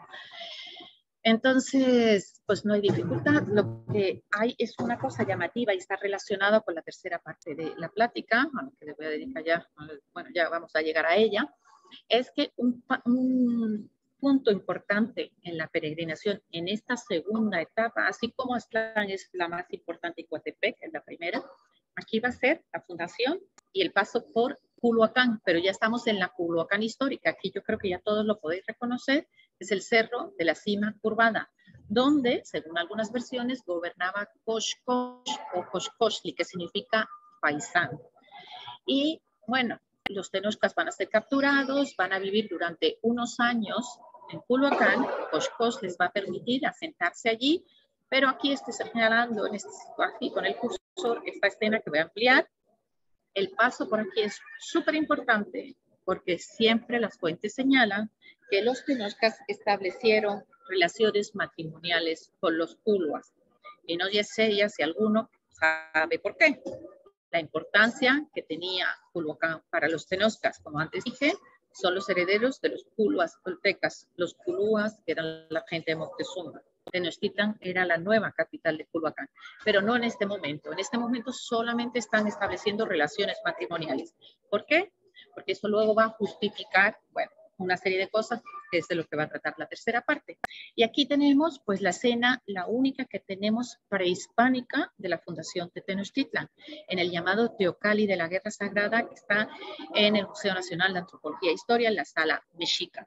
Entonces, bueno, pongo el dibujo porque es más fácil de reconocer, donde vemos el nopal en el cual se posa el dios Huitzilopochtli gritando guerra. Y en la parte superior de este teocalli, que es como un trono, quiero poner, porque ha sido muy debatido este año, aparece aquí, que he puesto en ese encuadrador rojo, 2 Casa. Es la fecha que la mayoría de los códices de los tenochcas establecen como la fecha de fundación, el año 2 Casa. Es un año muy raro porque casi nadie tiene 2 casas, nadie tiene 2 casas en las fundaciones, normalmente es uno pedernal. Ellos, los tenochcas, pusieron siempre 2 casas. Y aquí lo tenemos también en el códice Mendoza, que es una de las grandes escenas de la fundación de Tenochtitlan. Arriba, en ese recuadro, volvemos a ver el glifo de casa con los 2 puntitos. 2 casa 1325, como señalan la mayoría de los documentos. Hay divergencias, pero la mayoría de los documentos tenochcas señalan 1325. Y abajo, ahí, señalado en un círculo, que tenemos la conquista de Culhuacán, nuevamente Culhuacán. Culhuacán lo tenemos al principio de la historia, lo tenemos en el segundo tramo de la historia, cuando son cautivados y viven en Culhuacán, donde establecen las alianzas matrimoniales, y en esta escena de la fundación de Tenochtitlan, esta es una de las más tempranas que tenemos, bueno, si no es la más temprana, el códice este se pinta en 1542, y los tenochcas abrieron este documento con esta escena de la fundación de Tenochtitlan y la conquista, entre otros lugares, el otro es Tenayuca, de Culhuacán. Y ya llegamos a un texto alfabético que nos escribe la fundación de Culhuacán y con eso cierro como esta segunda parte. Lo primero que hallaron, dice, fue una sabina, es un tipo de árbol, un sauce, blanca toda. Lo segundo que vieron fueron que todos los sauces que aquella fuente alrededor tenía eran blancos, sin tener una sola hoja verde. Todas las cañas de aquel sitio eran blancas y todas las espadañas, o sea, los tules de alrededor, los tules que crecen en el agua. Empezaron a salir del agua ranas todas blancas y pescados todos blancos, y entre ellos algunas culebras del agua, blancas y vistosas. La descripción es de Durán. Otra vez, tal como empezamos la historia, Empezamos con que Aslan, yo señalaba, no es lugar de garzas, no hay garzas, es probablemente lugar de blancura. Y esto no es casual o fortuito. La fundación de Tenochtitlan es nuevamente un lugar blanco. Bueno, entonces, ahora sí voy con la tercera parte, que ya es más breve, ya para ir terminando. Lo que voy a mostrar ahora, pues es las últimas investigaciones acerca de la toltequidad. Ya hablábamos de grupos étnicos chichimecas, cazadores-recolectores, grandes guerreros, y grupos toltecas, gente sedentaria que cultiva maíz, habla el náhuatl, tiene códices y son vinculados con el dios Quetzalcóatl. De todo esto no he podido resolver absolutamente todos los puntos, pero bueno, también es algo que espero hacer a lo largo del sabático, pero sobre esta cuestión, esta tercera parte, es lo más reciente que tengo en torno a la peregrinación y bueno, lo creo bastante importante, que es un paso adelante en la interpretación de esta historia. Lo tengo actualmente en presa como capítulo de un libro donde colaboramos varios investigadores y si alguien está interesado en esta cuestión, pues le pido que por favor se espera que salga el libro, yo lo voy a publicar directamente o lo voy a subir a la página de academia.edu y que, bueno, pues que cite, si le interesa este tema, pues que lo cite, pues cite el trabajo que tengo actualmente en presa y que, como digo, está a punto de salir. Bueno, entonces, ¿qué es esto de la toltequera? De los tenochtitlan. Aslan siempre se ha subido en el misterio, o sea, no, sí, se ha hablado mucho, hay hipótesis sobre la blancura, si las garzas, bueno, yo lo de las garzas yo creo que ya es algo que ya sí tenemos que erradicar. Y ahora vamos a ver esta cuestión de la toltequidad, que no solamente tiene que ver con la blancura. Ya hace, en el siglo XIX, Edward Seller, un gran investigador, señaló que los tenochcas hicieron, sin todavía determinar esto, que esto de Aslan era de tenochcas y que Chicomostoc era de los tlatelolcas, todavía no, pero simplemente se asumía que todo esto era la historia, daba igual si aparecía Chicomostoc o no, era de los tenochcas. Pero bueno, en este caso, sí, ya he podido demostrar, ¿no?, que Aslan está vinculado con los tenochcas, no con los tlatelolcas.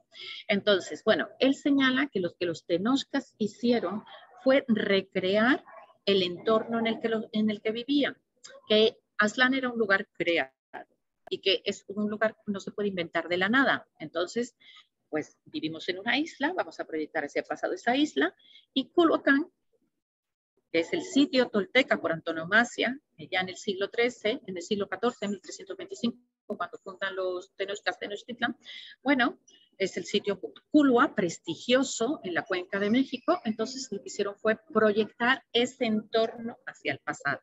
Eso lo señala, bueno, Seller no habla realmente de la cuestión tolteca, eso lo hace Kierkegaard y otros historiadores después de él, Alfredo López Soskin, que paz descanse, Christian Duverger, dijeron, lo que hicieron los tenochcas no solamente fue recrear el entorno, como dijo Seller, sino poner ese Culhuacán, ese cerro torcido, para mostrarse herederos de los toltecas, o para decir que desde los inicios de la historia ellos eran toltecas.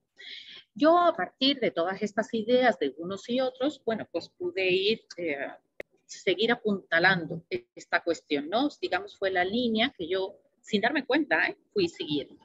Bueno, entonces, para que todos nos queden claro, los culhuas eran los descendientes de ese mundo tolteca, ¿no? Y los tenochcas se supone que ponen ahí el Culhuacán para vincularse con ese mundo tolteca desde los orígenes de la historia, como señalaron algunos investigadores, y Seller ya dijo que Aztlán en realidad es una proyección hacia el pasado de ese entorno donde ellos vivían. Bueno, eso es lo que permite también corroborar por qué siempre está Culhuacán. O sea, Culhuacán realmente es muy importante. No siempre se representa pictográficamente, pero es por las copias que se hacen, donde elementos, a medida que pasa el tiempo, siglo XVI, XVII, a lo mejor ya no es tan importante, y se van perdiendo cosas que sí lo eran realmente en el pasado. Pero sí, ahí vemos el Culhuacán siempre presente. Otra manera de indicar que yo me cuestionaba, digo, bueno, pero ¿y por qué representaron un Culhuacán, un cerro torcido? Sí, es la ciudad heredera de los toltecas. Yo a eso al principio no le prestaba mucha atención, pero decía, ¿por qué no representan tules? tules. Los tules es lo que identifica inmediatamente a un tolan, a una ciudad tolteca, como estamos viendo aquí. Esta es una forma muy, a lo mejor, esquemática de los tules. Son flexibles, plantas flexibles creciendo en el agua. Y aquí vemos ese agua de otra manera habitada, pero esos tules con su fruto, ¿no? Que es esa caña con ese fruto castaño en la parte superior. Es el fruto del tule muy, muy característico. Bueno, hay en el Códice Xolotl una forma de identificar a los toltecas mediante los tules y una cara vista de perfil. Esto lo señaló Dibel, otro gran investigador. Es la cara vista de perfil con tules en la parte superior. Es una aproximación fonética para boca, se dice tentli. Entonces es tol, ten, tat. Entonces sí, todos los toltecas aparecen con ese glifo de tules. Y yo decía, bueno, ¿y por qué en Aztlán nunca pusieron los tules? Porque tenemos fuentes como el Códice Xolotl, donde Culhuacán, la heredera del mundo tolteca, que está el Cerro Torcido, pues ahí tiene los tules y las cañas. Esto me di cuenta hace tampoco, hace mucho, recientemente, me di cuenta, mira, sí, es un tolan. Cholula es otra tolan, chololan, la Cholula aquí en Puebla. Y entonces aquí es donde el gran lugar donde los señores de la Mixteca iban a ser reconocidos como grandes señores. Aquí abajo, un pequeñito, lo voy a poner ahora grande, está la representación del glifo de Tolan, los tules. Ahí está. Quizás aquí en el primero se ve mejor, lo estoy señalándolo con el cursor. Esos tules y aquí el fruto del tule. Entonces, Cholula era otro tolan. Entonces, Culhuacán era un tolan y lo representaban con tul. ¿Por qué Tenochtitlan no lo hacía? Ese es otro dibujo de tolan, Cholula, ya del siglo XVI, de las relaciones geográficas, donde vemos esos tules ahí con su fruto. Bueno, sí hay un códice de la peregrinación que eligió colocar un tule, que es el Códice Mexicanos, que he trabajado recientemente junto con el doctor Michel Audeck. Ahí pusieron el tule, este está aquí arriba en la parte del fruto, el tule, y luego aquí abajo tenemos una boca, es la encía y los dientes mirando hacia arriba. Entonces es tlán. Entonces tol, tlán, es la forma de decir tola, y es un tule.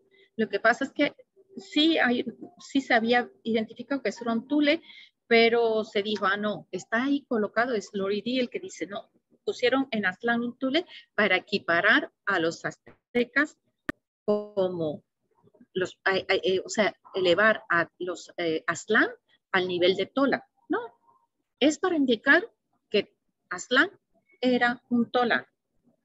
Entonces, nosotros podemos decir, Aztlán es un tola representando el tule, que es el único códice que tenemos un tule ahí representado.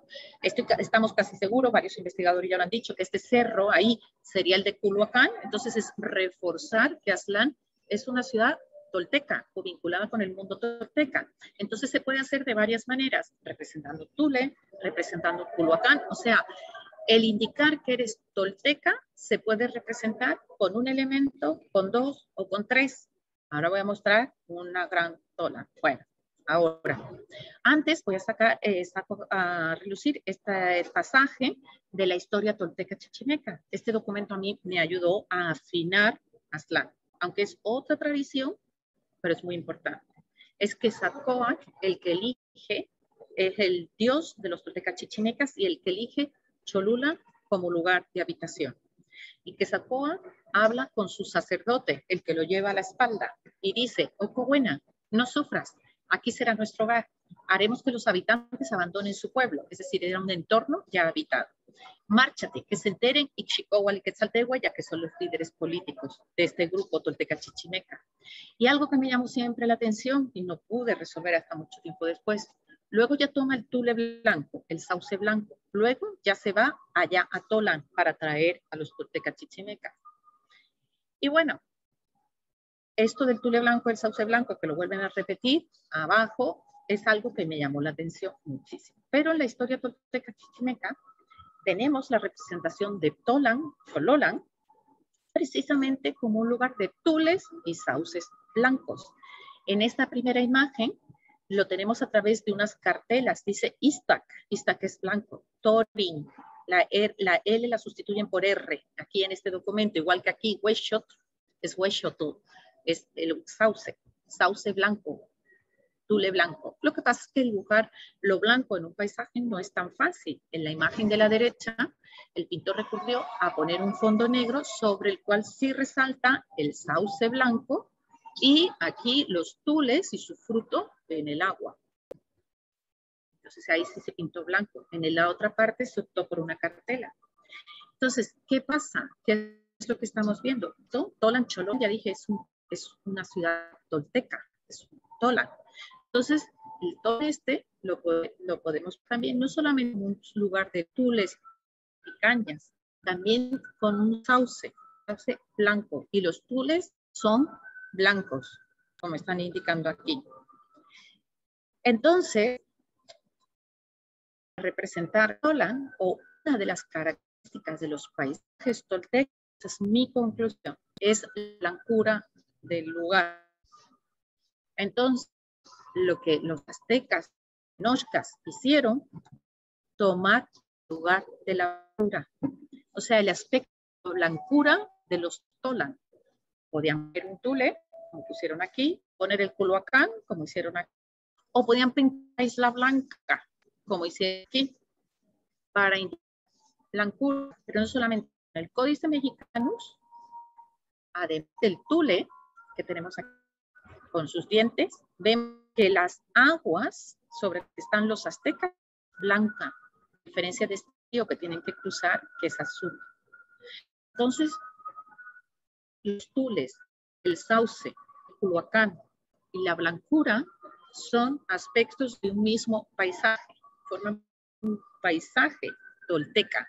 Entonces, el paisaje tolteca más completo que tenemos es de la historia tolteca chichimeca, pero está en el de la historia.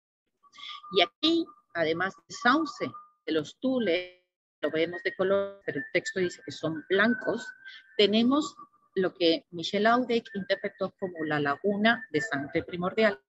Esto no tiene nada que ver con la guerra, ya se ha dicho que esto es Altlachinol y guerra, no.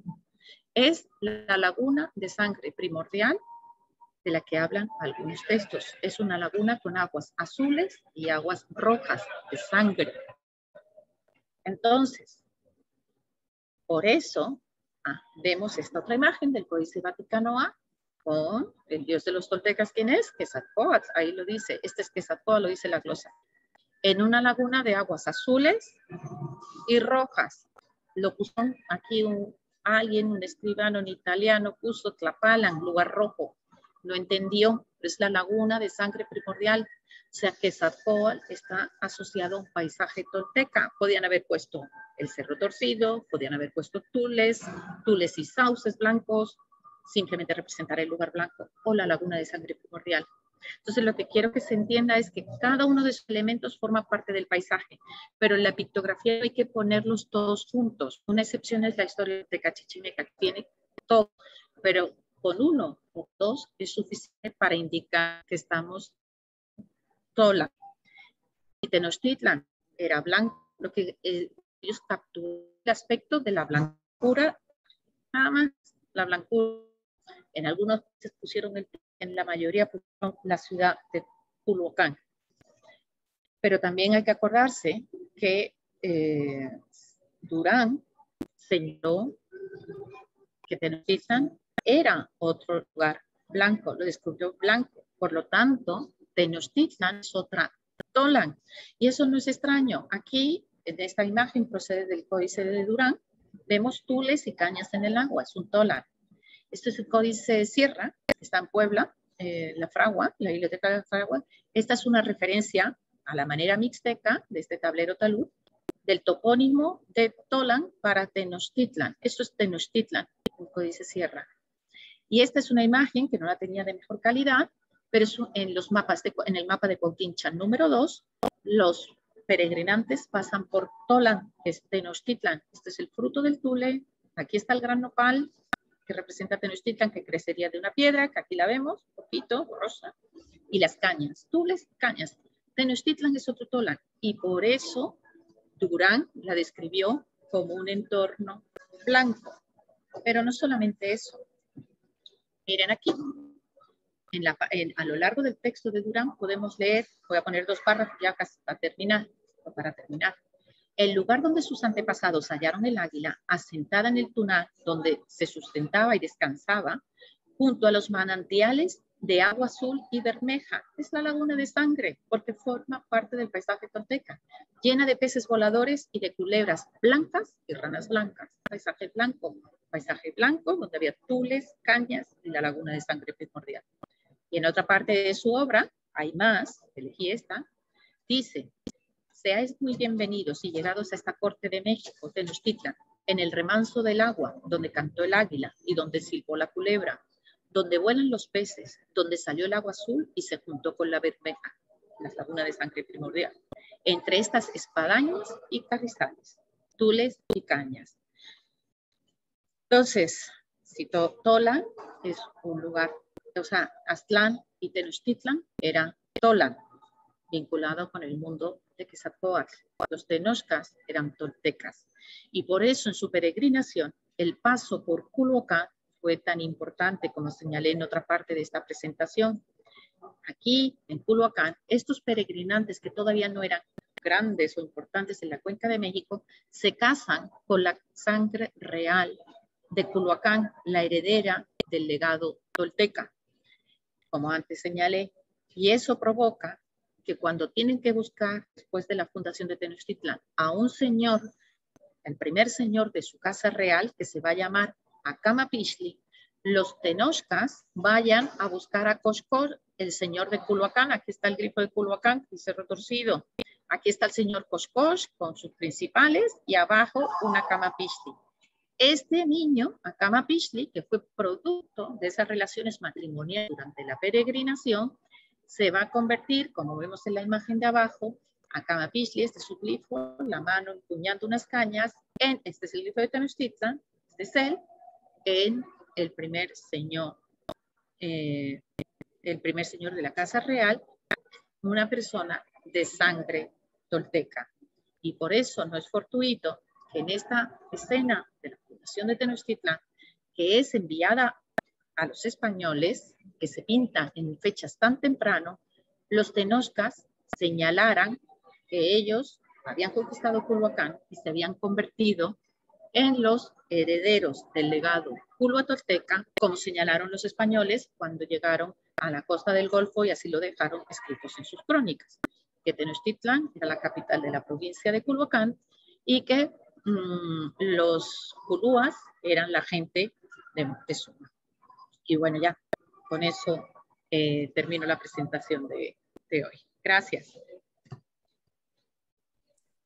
Muchísimas gracias, doctora. Muy interesante todos los puntos que hizo en su presentación. Y pues pasaremos ahora a la sesión de preguntas y respuestas, si le parece. Y tenemos una pregunta de Paola Alvarado, que dice: ¿qué implicaciones tiene que los textos que tenemos acerca de la peregrinación mexica sean únicamente de cronistas después de la colonización? Pues una buena pregunta, porque vamos a ver, en el mundo prehispánico no sabemos si tenían una historia o varias historias. Eso ya es un problema, nunca lo vamos a saber, nunca lo vamos a saber. Lo que yo deduzco a partir de estas investigaciones es que hay más de una versión, pero no sé si son coloniales y eran las que estaban vigentes en el periodo prehispánico o no. Entonces la implicación es esa, que yo creo que la historia de verdad nunca la vamos a conocer. Y un problema añadido a eso es que el cuarto Tlatoani de Tenochtitlan, que era Itzcoatl, antes de él, bueno, la Cuenca de México fue un antes y un después con su llegada al trono.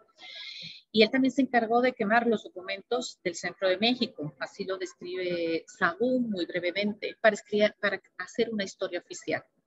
Entonces, así como la historia de los tlatelolcas es súper clara, o sea, ellos eran siempre pescadores que habían llegado con los de Azcapotzalco, se habían asentado ahí, en el lago, pescaban, sacaban sal, o sea, su identidad es muy clara. ¿Quiénes son los tenochcas? Porque los tenochcas están dentro de una historia oficial en la que alguien se propuso que todos ellos iban a ser toltecas.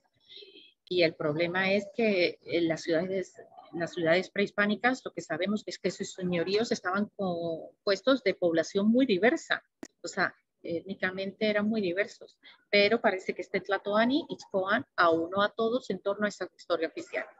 Pero ¿cuál va a ser la historia de verdad? Creo que nunca vamos a saberlo. Ojalá me equivoque. Muy bien, muchas gracias. Otra pregunta de David Mauricio Gutiérrez. ¿Cómo se llama el libro que ya publicó? El libro, bueno, yo tengo el libro ese que se leyó al principio, que es el de, ¿cómo es? El de, bueno, es la historia, conflictos y alianzas en tiempos de cambio, Tenochtitlan, Tlatelolco, Azcapotzalco y Tlacopan. Ahí hay publicado, aparte de algunas cosas de las que he comentado hoy, como que una de las historias forman parte de los tenochcas y otra de los tlatelolcas. El libro que digo que tengo, el trabajo que tengo en prensa, no recuerdo ahora bien el título, pero es algo de donde cantó, tomó el ejemplo de texto de Durán, donde cantó el águila y silbó la culebra, algo así se llama. Pero bueno, yo en cuanto va a salir antes, o sea, la presentación del libro va a ser en diciembre, el 14 de diciembre, en la Casa de México, en Madrid. Y voy a estar allí en la presentación y voy a dar una presentación particular de esa parte de la historia. Y luego los primeros años de la nobleza, por si alguien quiere estar pendiente, porque va a estar en línea, o sea, eso lo van a poner en un canal de YouTube. Entonces ahí se anunciará cuál es el libro y el título y todo. Pero una disculpa porque no me acuerdo ahora del título exacto. Sí, no se preocupe, estaremos al pendiente del siguiente libro. Otra pregunta de Paola Alvarado. Si algún estudiante estuviera interesado en iniciarse en estudios del México prehispánico, ¿qué estudios nuevos existen en los que podría involucrarse? Pero comprendo muy bien estudios nuevos de qué tipo, sobre la peregrinación, porque nosotros investigamos, yo en la UNAM y junto con otros colegas que también trabajan en el tema, bueno, estamos y partimos clases de códices, bueno, yo parto clases de códices, otros lo hacen sobre religión, en fin, y cada uno de los investigadores lo que hacemos es aportamos, yo hablo porque también, que son las clases como yo las enfoco, forman parte de que yo he ido llevando a lo largo de todos estos años mi propia investigación. Pero claro, el estudiante al final es el que te busca y viendo que esa tarea siempre, no siempre es fácil. Yo doy clases de lo que estoy presentando, todo eso lo vemos en clase. O sea, la historia tolteca chichimeca le dedico 2 meses, a la peregrinación azteca le dedico, y lo que hago son mis avances, eso es lo que yo voy mostrando y cómo voy haciendo ese trabajo, ¿no? Realmente parte de lo que hemos visto hoy, algunos fragmentos son de clase, de mi material de clase. Muy bien, muchas gracias. Otra pregunta de Jesús Luis Canizales. Primero le dar las gracias por la ponencia. Dice, es interesante ver todos los alcances que tenían estos códices para contar diferentes versiones de la peregrinación. ¿Habrá alguna parte o museo donde podamos ver algunos ejemplares en vivo?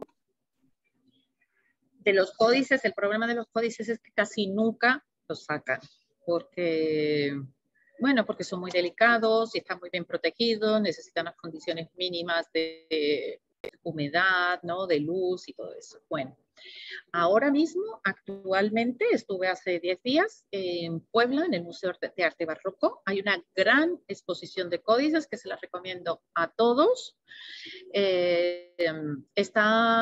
O sea, la exposición reúne varios códices de la antigua Mesoamérica, o sea, hay códices mayas, son ediciones facsimilares, pero también se han presentado varios originales, principalmente de Puebla, que la exposición está enfocada a los códices de Puebla. Entonces hay varios originales de la Biblioteca Nacional de Antropología e Historia principalmente, y la recomiendo mucho porque es una gran exposición. Está hasta el 15, en Navidades ya la quitan precisamente porque están expuestos originales y eso. De todas maneras, algunos de esos códices de Puebla, como el lienzo de Cuauhtémoc, esos estaban expuestos en el Museo Regional de Puebla, que estaba en Cholula, pero su lugar de origen era la Casa del Alfeñique, en el centro de Puebla. Y estuve hablando con la directora de esos museos y dice que ese códice va a seguir expuesto al público en la Casa del Alfeñique. supongo que una vez que lo retiren de esta exposición que está actualmente en el Museo de Arte Barroco. Pero sí, originales no es fácil verlos. Ok, muchas gracias por la información. Y finalmente tenemos una pregunta de Miguel Pedro Solís que dice, ¿podría la historia de Seacatl Topiltzin Quetzalcóatl? Sí, una disculpa, la verdad, no. No. Bueno, ¿podría tener esto influencia en la toltequidad de los tenochcas? ¿O los Cuautloani influir en la historia de Topiltzin? Pues mira, la pregunta es que ahí es donde yo estoy. Esa es como dije en un cierto momento, no todos los puntos los puedo explicar, pero ese es uno de los que tengo que explicar. Porque si yo digo que los tenochcas son toltecas y que el mundo tolteca está vinculado con el dios Quetzalcóatl, ¿quién es Huitzilopochtli? Esa es la pregunta del millón. Así como Aztlán ya lo he podido resolver, ahora me falta resolver quién es Huitzilopochtli, porque lo normal sería que fuera Quetzalcóatl, ¿no? Si estoy diciendo que ellos son toltecas. Bueno, eso en el sabático espero llegar a eso. Pero lo que sí tengo que decir es que cuando Moctezuma recibe a Cortés en la puerta de Tenochtitlan, bueno, hay esta discusión bueno, hay el libro ese del retorno de Quetzalcóatl, ¿no? De que si los tenochcas pensaron que los españoles eran Quetzalcóatl, gente enviada por parte de Quetzalcóatl. Yo retomo esa hipótesis y sí lo creo por varios motivos, pero señalo algo que me parece muy significativo. Bueno, Quetzalcóatl se fue por la costa del Golfo, por ahí regresó, por ahí llegaron los españoles. La gente de Quetzalcóatl en códices prehispánicos era gente bárbara, prehispánicos, de la Mixteca, que ahí sí hay códices prehispánicos, no de Centroamérica. Eran gente con barba, los conquistadores eran gente con barba. Cuando los españoles llegan en el año Seacatl, que es el nombre calendárico de Quetzalcóatl, Seacatl Quetzalcóatl. ¿Fue suerte de Hernán Cortés? Yo creo que sí, fue mucha suerte, cayó de pie aquí. Entonces Moctezuma, lo que observo al analizar las fuentes, es que estoy escribiendo con Michel Aude un libro sobre eso, Moctezuma estuvo todo el rato tratando de consolidar, o sea, de ver si realmente el personaje que llegaba, que era Hernán Cortés, era un emisario de Quetzalcóatl, porque Moctezuma nunca dijo que Cortés fuera Quetzalcóatl. El Quetzalcóatl era supuestamente el rey de España, no Cortés. Cortés era su emisario. ¿Y cómo se explica que Tenochtitlan, que nunca había sido atacada, nadie había entrado en esa fortaleza rodeada de agua, que era Tenochtitlan, y Moctezuma recibiera a Cortés con todos los honores, porque así lo recibió en andas ricamente ataviado y lo aloja, no en una casucha, lo aloja en los palacios de su padre Azayaca, como a un gran señor, el enviado de Quetzalcóatl. Nunca nadie había entrado en Tenochtitlan y recibes a una persona que no quieres que entre en tu ciudad de esa manera. Entonces, por eso digo, hay varios elementos que a mí me llevan a pensar que sí creía que era un emisario de Quetzalcóatl, pero cuando hay una conversación entre ambos y la recoge Hernán Cortés en su segunda carta de relación en dos ocasiones. Y Moctezuma le dice, he estado indagando en las antiguas escrituras, o sea, en los códices, a ver quiénes eran. Y bueno, no dice a ver quiénes eran, ya he estado indagando en las antiguas escrituras. Y tengo que decir que nosotros no éramos originarios de la Cuenca de México, veníamos con un señor que se marchó prometiendo que iba a regresar algún día, que es Quetzalcóatl. No dice Quetzalcóatl, que es raro, pero es esta historia de Quetzalcóatl. Cortés se acuesta esa noche y dice, le dice en sus cartas de relación al rey de España, complací en todo lo que pude a Moctezuma, en especial en hacerle creer que éramos quienes ellos esperaban, o sea, la gente de Quetzalcóatl. Y bueno, el hecho de decir que ellos no eran originarios de ahí y pues habían llegado de otro lugar con este señor que promete regresar, que es Quetzalcóatl, para mí es muy obvio que nos están diciendo que ellos eran los toltecas uno de los toltecas que había en la Cuenca de México, pero eran los meros, porque como digo, Tenochtitlan era la gran capital de esa provincia llamada Culhuacán. Tenochtitlan era desde luego la ciudad más importante, más rica, más esplendorosa que había en la Cuenca de México. Entonces, por todo eso, yo concluyo que sí, pero falta la cuestión de Huitzilopochtli. Muy interesante, parece ser una cuestión muy controversial. La verdad no conozco muy bien, pero suena muy intenso. Sí. Y otra pregunta de David Mauricio Gutiérrez. La parte de la peregrinación que es en tiempo primordial, ¿qué función tenía dentro de la versión oficial que quiso imponer el Tlatoani? Bueno, como señalaba yo, estas peregrinaciones en tiempos primordiales no es exclusiva de los Tenochcas, son varios pueblos que vienen de un lejano norte y lo que hacen son como esquemas, modelos de historia, que los Tenochcas lo que hicieron fue simplemente seguir el mismo modelo histórico. La única diferencia que ellos hicieron fue, nosotros no somos de Chicomostoc, nosotros somos de Aztlán. ¿De dónde eran originalmente? Como digo, no lo sabemos, pero era un modelo. Lo que tenemos que entender es que son modelos para contar historias y que ese modelo parece que lo que hace es legitimarlos luego cuando se convierten los señores del lugar donde fundan, ¿no? Porque luego no solamente tenemos la historia de los Tenochcas, tenemos la de los Nonoalcas, que muestra un poquito, la de los Toltecas Chichimecas, la de la gente de Cuautinchan, tenemos muchos relatos similares de gente que proceden de esos lugares en el norte que no se pueden ubicar. Lo que pasa es que la de Tenochca es la que más conocemos por ese famoso Coatepec, todo lo que, ¿no? Como empecé la charla de hoy. Pero yo creo que es una forma de legitimar. Nosotros tenemos, tenemos historia, procedemos de un lugar muy antiguo, salimos allí por el dios Huitzilopochtli. Eran pueblos sumamente creyentes, pero no solamente aquí, en la Europa de entonces, en España también eran un pueblo sumamente creyente donde no te cuestionas ¿no? dogmas de fe. Lo mismo pasaba aquí. Entonces, el hecho de que el Dios los invite a salir de su lugar de origen y justifique y sea él el que señale dónde van a vivir, es una manera, desde ese contexto cultural del pasado, legitimar que tú eres el señor de esa tierra por derecho propio, porque sí lo indicó una deidad a la que nadie va a cuestionar. Y claro que luego tienen que hacer una serie de rituales de toma de posesión. Y aprovecho ya para señalar que yo dije, el Teocalli de la Guerra Sacada es el único monumento prehispánico que tenemos de una escena de la fundación de Tenochtitlan. Y yo dije, el águila está gritando guerra a través de una convención pictográfica que se lee como alto, bueno, se llama Altrachinoli. El águila está gritando guerra porque está tomando el territorio por guerra. Entonces eso le dará derecho a los Tenochcas de poseer esa tierra y convertirse en los señores que fueron. Y hay otras pictografías de la fundación donde en vez de estar el águila gritando guerra, vemos escudos y flechas, chimalis. Es nuevamente, el mensaje es el mismo, expresado de dos maneras diferentes. Uno con el águila gritando guerra, o sea, tomando posesión, y el otro es mediante los instrumentos de la guerra para indicar tomamos por guerra la tierra. Y eso era necesario para justificar, ¿no?, el ser señores del nuevo territorio. Muy bien, parecen ser todas las preguntas. Y pues con esto yo creo que finalizamos la ponencia del día de hoy. Le quiero agradecer de nuevo por tomarse el tiempo de dar esta presentación muy padre. Y pues a todos los invitados, a todos los asistentes, las personas que ven la transmisión. Y pues les quiero recordar también, sí, a usted. Y les quiero recordar no, gracias.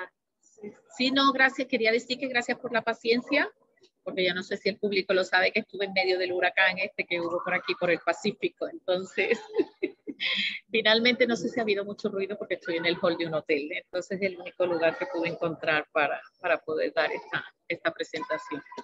No, gracias. Sí, no pasa nada. A usted muchas gracias por tomarse el tiempo de encontrar un lugar donde poder presentar. Y pues les quiero recordar que esta semana y la semana que viene vamos a seguir teniendo diferentes ponencias todos los días, de lunes a viernes, y pues esperamos verles ahí. De nuevo, muchas gracias. Nos quedamos aquí unos momentos, doctora, mientras salen los asistentes.